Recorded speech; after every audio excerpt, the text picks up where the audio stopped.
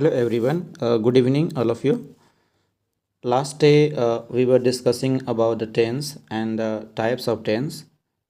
We had understood well, but in this class we have to know about the pronouns which used as a subject. तो कुछ ऐसे pronounce हैं जो कि subject के रूप में यूज़ होते हैं और नाउन्स भी सब्जेक्ट के रूप में यूज़ होते हैं, कल हम लोगों ने पढ़ा था। और प्रोनाउन प्रोनाउन जो है वो सब्जेक्टिव केस में आते हैं, यहाँ पे देख सकते हैं सब्जेक्टिव केस में आ रहे हैं सब, और यहाँ पे प्रोनाउन जो है ना वो ऑब्जेक्टिव केस में आ रहे हैं ये सब। तो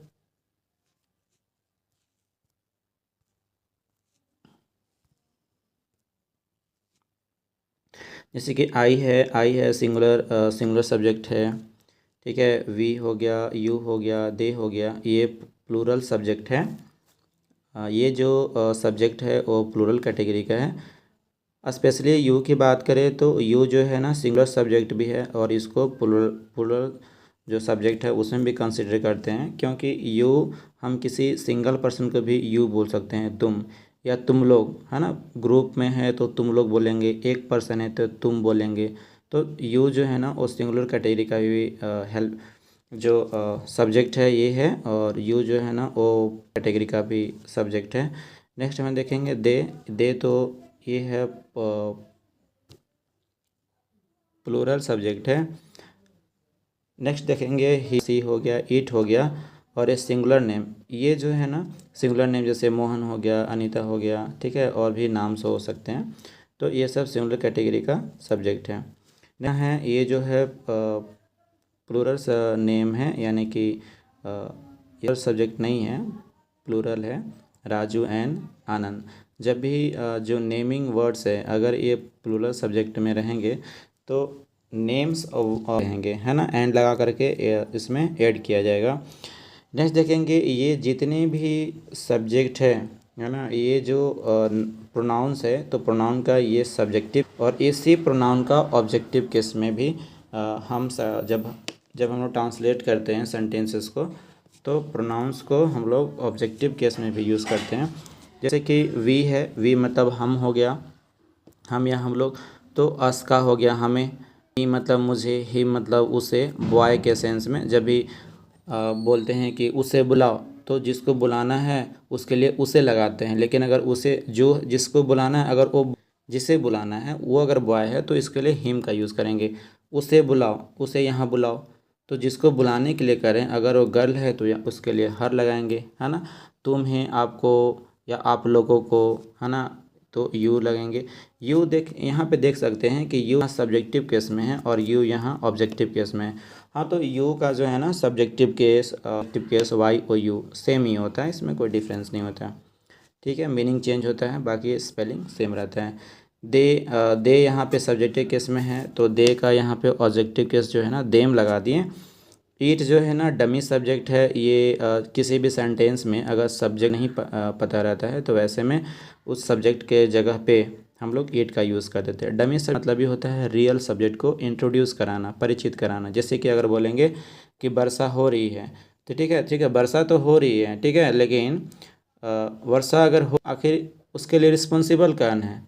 हो का रिप्लाई यहाँ पे नहीं मिलेगा, कौन हो रहा है? भगवान थोड़े वर्षा करा रहे हैं ना। तो ऐसा सब इस सेंस में जब यहाँ पे जब यहाँ पे सब्जेक्ट अगर अब्सेंट है तो उसको इंट्रोड्यूस कराने के लिए डमी सब्जेक्ट का यूज़ करेंगे, इट यूज़ करेंगे। इसीलिए लोग बोलते हैं कि इट इज़ रेनिंग, वर्षा हो रही है। समझ पा रहे हैं ना, ठीक है। और प्लूरल नेम, और उसको भी क्या बोलते हैं, प्लूरल नेम जो है ना वो प्लूरल। आगे हमें समझना है कि जो सब्जेक्ट होते हैं वो हेल्पिंग वर्ब कैसे ऐड करते हैं, ये जानना बहुत ज़रूरी है, क्योंकि बहुत सारे स्टूडेंट्स जब वो सीखना स्टार्ट करते हैं ट्रांसलेशन तो बहुत मिस्टेक्स करते हैं। तो इसका बेसिक जो नेचर है ये हम समझेंगे कि सब कौन सा सब्जेक्ट के साथ कौन सा हेल्पिंग वर्ब लगेगा। तो इससे पहले हमको याद नहीं करना है कि आई के साथ हैज़ लगाना है, आई के साथ वाज लगाना है, ये सब रट रट के याद नहीं करना है। पहले समझना है आई का नेचर। आई जो है ना ये सिंगुलर सब्जेक्ट है, ये हमें पता है। तो सिंगुलर सब्जेक्ट है, अगर एक चीज़ ध्यान से समझना है कि अगर सिंगुलर सब्जेक्ट है तो वर्ब भी रहेगा सिंगुलर वर्ब। ठीक है, सिंगुलर सब्जेक्ट सिंगुलर वर्ब, बस इतना ही याद रखना है।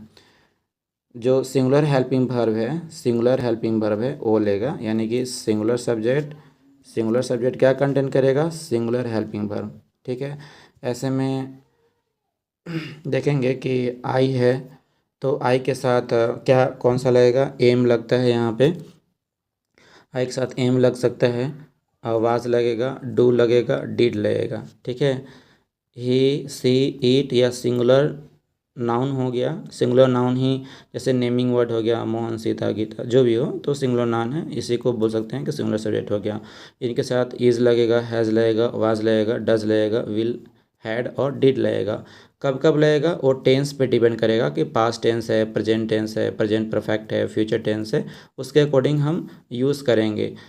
ठीक है, तो इतना हमें पता होना चाहिए कि ए अगर सिंगुलर कैटेगरी का सब्जेक्ट है, जैसे आई हो गया, he she it singular noun singular category का सब्जेक्ट है, तो ऐसे में जो हेल्पिंग वर्ब लेगा ना, जो हेल्पिंग वर्ब इसके साथ लगेगा तो ऐसे में सिंगुलर हेल्पिंग वर्ब लगेगा। तो ये जितने भी हेल्पिंग वर्ब है सिंगुलर कैटेगरी का वर्ब है, सिंगुलर कैटेगरी का हेल्पिंग वर्ब है। आगे देखेंगे जो प्लूरल सब्जेक्ट है ना, जैसे कि यू है, हम यू के बारे में बताए थे कि यू जो है ना वो सिंगुलर सब्जेक्ट भी है और प्लूरल सब्जेक्ट भी है, लेकिन दोनों इसमें प्लूरल हेल्पिंग वर्ब वो अपने साथ ऐड करेगा। ठीक है, तो यू, दे, वी और प्लूरल ने मोहन, एंड संजय, जो भी चीज़ें हैं। तो ऐसे में ये जो प्लूरल कैटेगरी का जो सब्जेक्ट है वो अपने साथ प्लूरल कैटेगरी का हेल्पिंग वर्ब लेगा। ठीक है, सेंटेंस अब बनाएंगे तो ऐसे में यू यू वर्ड आएगा तुम, तो यू वर्ड आएगा, इसके बाद लगाना है हेल्पिंग वर्ब। तो हमें देखना होगा कि यू प्लूरल है या सिंगुलर, तो यू है प्लूरल सब्जेक्ट है, तो प्लूरल है तो प्लूरल हेल्पिंग वर्ब, समझ पा रहे हैं ना। तो अगर हैज़ हैव का चूज़ करना पड़ेगा तो हैव यूज़ करेंगे। दे है तो अगर डू डज का यूज़ करना पड़ेगा तो डू लगाएंगे, है ना। यानी कि हैव, डू, डिड, आर, खैर डिड की नहीं बात करेंगे, डिड तो कॉमन है, सिंगुलर सब्जेक्ट के साथ भी डिड लगेगा और प्लूरल सब्जेक्ट के साथ भी डिड लगेगा, है ना। जब हम लोग पास्ट इंडिफिनिट में जब पढ़ेंगे तो उसमें हम लोग डिड का यूज़ करेंगे। ठीक है, खैर वो उसमें सीख लेंगे। लेकिन you, they, we plural noun, तो ये प्लूरल कैटेगरी का सब्जेक्ट है, तो ए ऑब्वियसली है कि प्लूरल हेल्पिंग वर्ब अपने साथ ऐड करेगा। ठीक है, और इसके बाद जो सब्जेक्ट हो गया, है ना, सब्जेक्ट हो गया, सब्जेक्ट के बाद सब्जेक्ट हो गया, इसके बाद हेल्पिंग वर्ब हो गया। ठीक है, मेन वर्ब अगर आना रहेगा तो मेन वर्ब लिख लेंगे। ठीक है, मेन वर्ब, और लास्ट में क्या आता है, ऑब्जेक्ट, बस लास्ट में आता है ऑब्जेक्ट।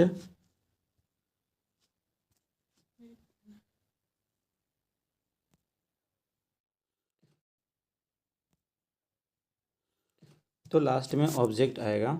ठीक है, यानी कि सबसे पे आता है सब्जेक्ट, इसके बाद आएगा हेल्पिंग वर्ब, इसके बाद आएगा मेन वर्ब, है ना, और लास्ट में आता है ऑब्जेक्ट। इसी के आधार पे पूरा सेंटेंस बनाएंगे, और जैसे जैसे सेंटेंस का फॉर्म चेंज होगा उसके अकॉर्डिंग हम लोग स्ट्रक्चर सीखेंगे। ठीक है, मेन बेसिक चीज़ें है कि सब्जेक्ट अगर सिंगुलर है तो सिंगुलर हेल्पिंग वर्ब।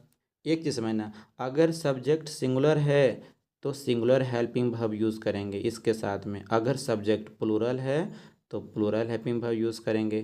ठीक है, और मेन वर्ब तो जो मेन वर्ब है वो टेंस के अकॉर्डिंग चेंज होते रहेगा। मेन वर्ब जैसे कि गो हो गया, है ना, गो हो गया, लाफ हो गया, राइट एक्सेट्रा, बहुत सारे मेन वर्ब है। तो वर्ब का जो फिफ्थ फॉर्म है, वन टू फिफ्थ, यानी कि वर्ब का first form, second form, third form, fourth form, fifth form, तो मेन वर्ब उस टेंस के अकॉर्डिंग कौन सा टेंस पढ़ रहे हैं, प्रेजेंट टेंस पढ़ रहे हैं या पास्ट टेंस पढ़ रहे हैं या फ्यूचर टेंस पढ़ रहे हैं, उसमें भी सिंपल प्रेजेंट टेंस पढ़ रहे हैं या कंटिन्यूस पढ़ रहे हैं, परफेक्ट पढ़ रहे हैं, परफेक्ट कंटिन्यूस पढ़ रहे हैं, उसके अकॉर्डिंग मेन वर्ब चेंज होगा। ठीक है, तो मेन वर्ब चेंज होते रहता है, वर्ब भी चेंज होगा। तो जब हम आगे टेंस पढ़ेंगे उसमें आगे देखेंगे। तो आज के लिए इतना ही। I hope you would have understood well. अगर ये आज का क्लास अगर समझ में आया हो तो लाइक्स एंड सब्सक्राइब कर दें। Thank you. कल हम लोग इससे आगे पढ़ेंगे, क्योंकि आज हम लोग समझ लिए कि सब्जेक्ट के बाद कौन सा हेल्पिंग वर्ब लगाना है। ठीक है, तो घर पे इसको क्या करोगे, ये तो क्लास सेकेंड है ना, फर्स्ट क्लास से एक प्रॉपर नोट्स बनाओगे। ठीक है, एक कॉपी ले लोगे, उसमें नोट्स बनाओगे, क्योंकि रिवीजन करना होगा, है ना। क्योंकि ये तो स्पोकन पर्पज से हम लोग पढ़ रहे हैं, तो रिवीजन करना मस्ट है। बिना रिवीजन का संभव नहीं है। ऐसा नहीं कि पढ़ लिए नोट्स रखा गया, कोई कोई फ़ायदा नहीं है ऐसे। तो नोट्स प्रॉपर बनाना मस्ट है ना, रिवीजन करना है। आगे कैसे स्ट्रेटजी अपनाएंगे, क्या हम लोग इंग्लिश में बात कर पाएंगे, ऐसे में आगे गाइड करेंगे। सो आज के लिए इतना ही, मिलते हैं नेक्स्ट वीडियो में। ठीक है, thank you, have a nice day, bye bye, take care.